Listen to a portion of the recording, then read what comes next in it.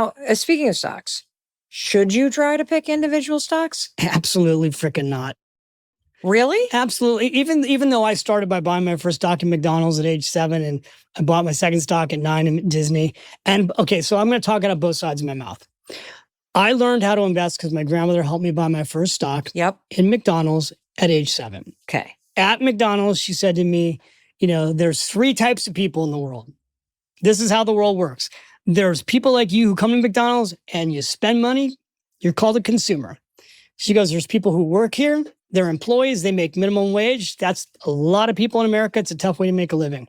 And then she said, and then there's owners. And the owners own this place.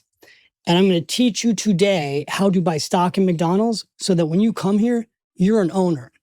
And she took me home and she took out the Wall Street Journal and she circled MCD, which is the ticker, even back then for McDonald's.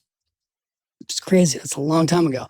And she sat me in front of a TV screen with the TV screen where the tickers go across the bottom. Yeah. Funny thing is most people don't even know what those are. Those are stock symbols. And she's like, when you see MCD, I want you to call out the price and write it down.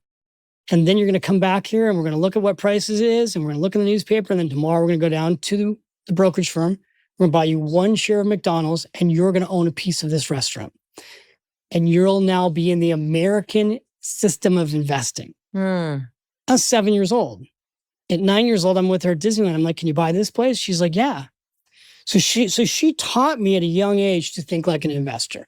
Now, I have done the same thing with my kids. Okay. My kids don't own McDonald's. They own things like Shake Shack, right? Been a great stock. But they own things that they're interested in. They own Amazon. They own Meta. They got a handful of individual stocks.